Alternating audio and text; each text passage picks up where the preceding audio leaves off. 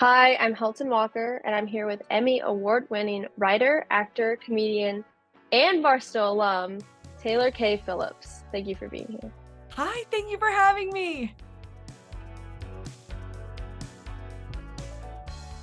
First off, can you talk about your profession in more depth? Yeah, so I am now a writer for Last Week Tonight with John Oliver, which is a TV show on HBO. It's a late night show, but it's weekly, and so we dive a little deeper into the stories and the topics that we cover. And my job is writing for them.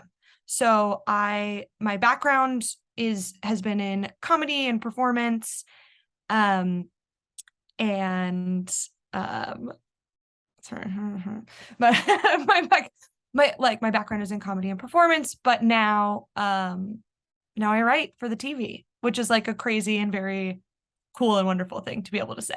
So, what drew you to your current career? I think that I've always known that I wanted to work in entertainment with words somehow, which is, I love performing, and I wrote a lot of my own stuff, and I write a lot of my own stuff. I do stand up, I do sketch, I do sort of other types of comedy where I get to get up and be in control of the way that my words are said. But I've also, truly ever since I was a kid at Barstow, been doing short humor pieces or saying kind of irreverent things in essays that some teachers didn't like and some teachers liked. Um, and figuring out the way and the difference between making someone laugh or feel something just on the page, just with your words, or being able to have a little bit more control with performance, with kind of how people receive information, which is a long-winded way of saying I like attention and I have a lot of thoughts. and and I've always loved performing and being around people in a way where I understand the dynamic. I am very bad at parties, but I'm very good at public speaking because I'm like, oh, you guys are here to watch me speak. I can't mess it up because I've prepared to be here. Versus, oh, I'm meeting your brother and I know kind of facts about him, maybe, and we have to have a human conversation. So I came to this because it was one of the only things that I think I can do with my life while enjoying my life. So for a really long time, while I was getting this job, because it takes a long time and a lot of different things to break into TV, and a lot of that is luck. But for a long time, I was an SAT and an ACT tutor who also helped students with their college essays. And the biggest thing that I learned both in college and while helping these kiddos with their essays is that Barstow taught me how to write in a way that I didn't even realize was happening until I left. It's one of those things where you leave and you go out into the world and you think that everybody has been taught how to write like this, how to formulate an argument, how to think about the words that you're using and their effectiveness, how to eliminate the is, how to structure an argument in a really clean and accessible way, the way Ms. Zimmerman teaches. There is absolutely no question in my mind that Barstow shaped me as a writer, 100%. From Ms. Harper in 8th grade being like, this is how you get rid of all of the distractions that like incorrect grammar or syntax or lay, Lou, laid, all of that stuff that can be a distraction. She fixed it. Like the mechanics were there. And then I went off into high school to build a voice. And then, of course, there was also the theater component. And Mr. Kohler was always someone who fostered and encouraged this idea of what it means to make something completely and to be totally committed to it. The idea that what you're doing is performing something for an audience. What are they going to see? What are they going to hear? Where are you positioned? What is going to be out there? What are you giving to them? And the idea of performance and creation and art as a reciprocal experience was something that Mr. Kohler was always showing us in every single way, whether it was, encouraging students to do their own stuff, right? To direct and to stage manage and to build sets, and talking about the art of creating theater, or just being straight with you and saying, I don't think you're in it when you're performing. Like, I don't think that you had it today. What do we need to do? What questions can I answer to get you to where you want to be tomorrow? And the biggest thing I think that Barstow prepared me for, that the Barstow teachers prepared me for, was going out into the world and being taken seriously. Because I think that that's something that a lot of students, when they come out of school, even when they come out of college, they're not used to the idea that everything they say will be taken seriously. And that can be a shock when you're like, oh, wait, I said something, I had an idea, and now it's being put into motion. That can be really scary, and you don't necessarily know how to be accountable for your own ideas because you're protected or spoken down to or anything. But at Barstow, I was taken seriously, and my teachers took me seriously. And because they took me seriously, they gave me the information that I needed, and both as a creator and as a person functioning in the professional world, to go out there and be 100% confident in what I was saying, in my convictions, and in the fact that they might not always get positive responses, but to trust that that voice was mine. And I think that especially for a show that is, and a career that is so much about merging my voice with the voice of someone in a public facing position, was invaluable, and not something I think that a lot of people get when they're a young person. How have those things translated into your profession? So I think that the thing that my teachers at Barstow always impressed upon me was the responsibility to know the difference between what is a draft and what is rehearsal and what is practice and what is ready to go. And that there is a journey, and that there is work in between. Just because you have an idea in your head, or you thought of a nice line, or you have an argument that you want to make about, a book or a historical context or anything like that, the idea that you've thought of it does not make it ready, right? Creating something for other people to see and engage with requires more than just having an idea, thinking it's good, and going ahead. And they were not criticizing the idea. They were not telling me I was wrong.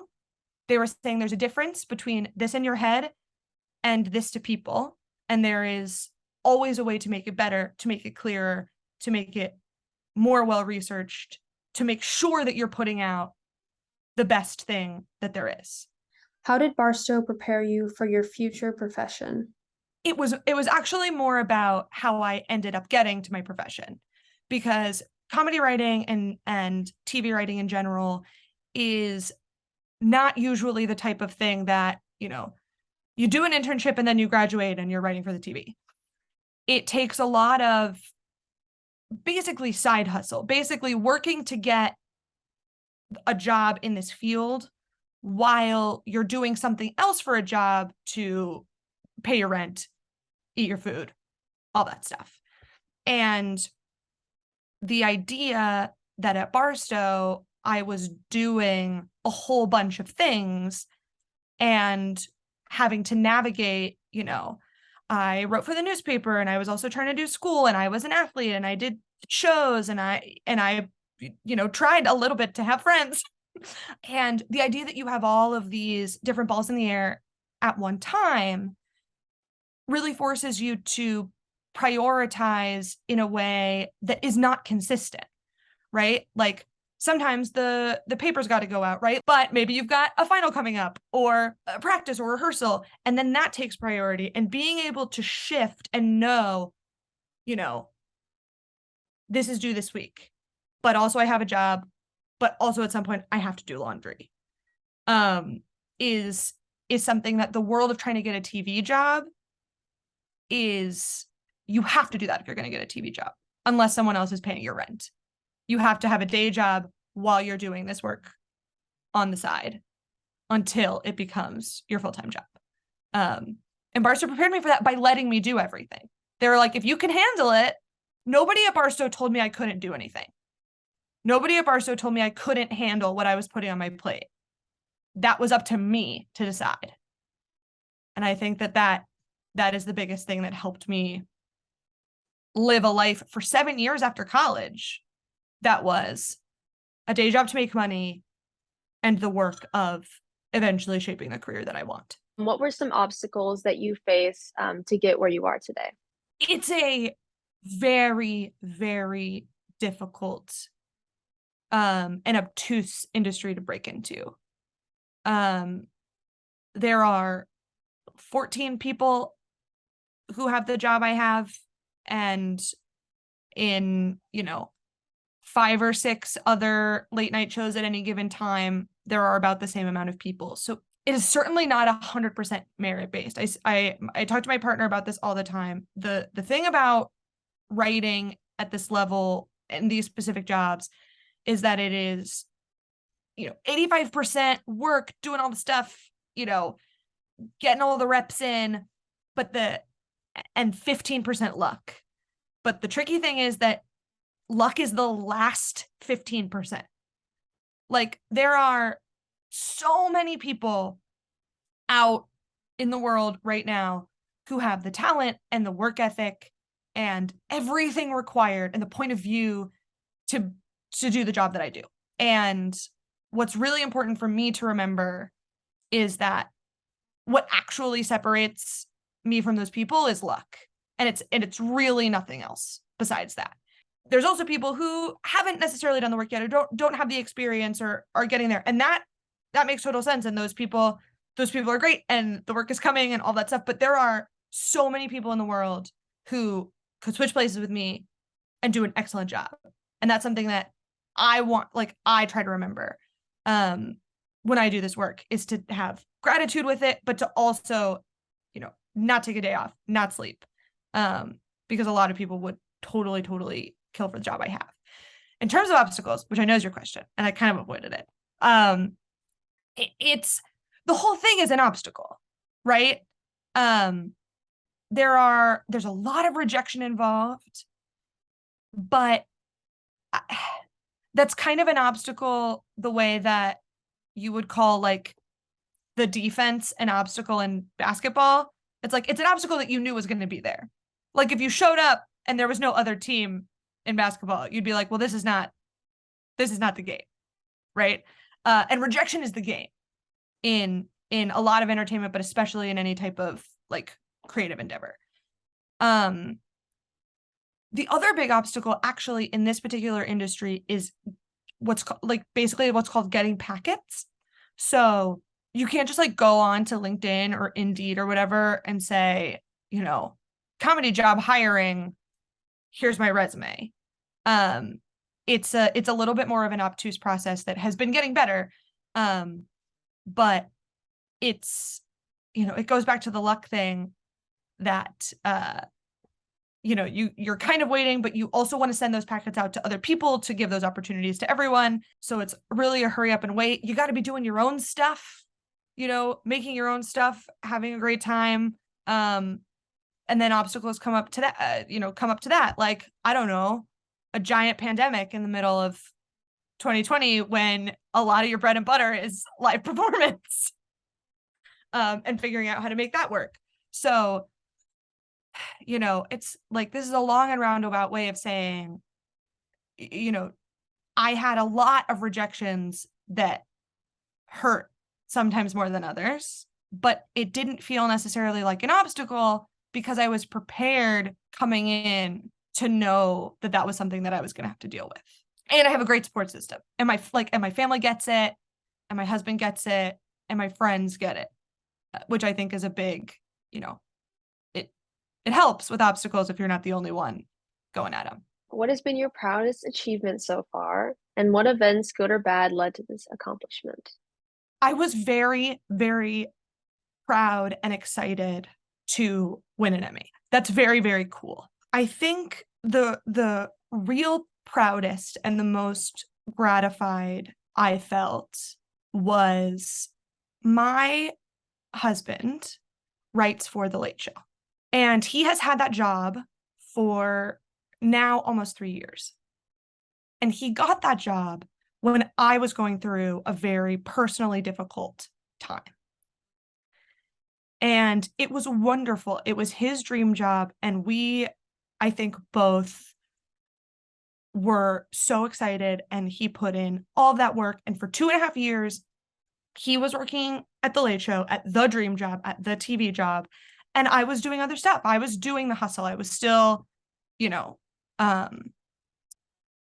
living, the life before you quote unquote make it. And when I got the call that I got the Last Week Tonight job, it was amazing. I called my sister, I called my parents. It was great. But I think the proudest that I am and the most grateful that I am through this whole process is that my relationship with my partner after I got this job didn't change. Like, he hadn't been keeping secrets about what it's like to live the dream from me. He wasn't saying, oh, now I can talk to you about my workday because otherwise you'd have your feelings hurt or like you'd be resentful. He had been treating me this entire time like I was worthy and talented and like it was coming around the bend. Like I told you before, like I had done the work and like I was good enough, and that it was just that 15% of luck that was separating, the two of us in our positions. When I say that I'm proud of that, what I mean is that it is really, really hard when you're in an industry like this where people succeed and fail, sometimes actively instead of other people who they are friends with, to be able to have a partnership and to have friendships where it really is true that you both want the best for each other and that you don't need to protect one another from your own success, because that is a really, really toxic thing. To feel like you can't tell really close people in your life about your success because you're worried about how they might feel. And that's not to say, sensitivity isn't a thing, or, bragging, getting too much about it isn't a thing, but to be able to be honest about where you are with people who have similar goals to you but might not be there yet is something that was really important to me. And then the other thing that was a really cool accomplishment for our family is that we both got to bring our sisters to the Emmys instead of having to bring each other, because we both got nominated, which is very cool and a much more fun, like less emotional, really long-winded thing. But yes, and what it took to get there is a lot of work, a lot of difficult conversations, a lot of friendships that ended because it didn't work out that way in terms of what people were able to handle about being in the industry together. And so I was very proud of that. I was very proud that I had been able to be not where I wanted to be, but still supportive of someone who was actually where I wanted to be. If you had a billboard, what would it say? If I had a billboard, it would probably say, so just to be clear, because I think that's something that I find very joyful and something that I like about Right for the Show, but something that I've always liked is, I'm going to repeat back to you what's happening, and you tell me if that's correct. And then we could talk about whether or not that is right or wrong. What is your main motivation in life? I have always said from the time that I was young that I didn't want a quote unquote career. I wanted a lifestyle. And I don't mean lifestyle like, I want to live in X house or whatever. I mean lifestyle as in I would do this if I weren't getting paid. And I'm glad that I am getting paid, and I need to be paid to meet my needs as a human being. But I happened to find something that I really love, that really matters to me to do as work for my job. And I think what really motivates me is knowing that so many people don't get to do that. And I try to remember that what I am making for me because it fulfills me to make things. But at the end of the day, I am making it for other people to see, to experience. At the show, it's to learn and to laugh. On some of my other projects, it's more to laugh and to get to know characters. On some things, it's to learn or feel comfortable about, certain subjects through experiences that I've been through. With jokes, it's to, let people read a joke if they need a joke. But I'm motivated by how lucky I find myself. I am motivated by the idea that hard work gets you to a certain place, and the love of other people gets you to another place. And that is not an opportunity to be wasted, both from a big, existential standpoint, make the most out of everything, but also from an, I believe, moral and ethical place of, I am very, very fortunate in a lot of ways. Some I've earned and some I haven't. And I think it's my responsibility to do as much good with that as possible. I don't think that always means being nice. I don't think that always means being reverent or easy to deal with. But I do think that there is a responsibility to goodness and to awareness of the world we live in and the position that I find myself in. And that motivates me. But also I am motivated because I'm in a position to have fun for my job, and I love to learn about what is fun and cool. And so I am motivated by fun, but I am also motivated by a little bit of responsibility. Thank you for your time, and Thank you. have a good one.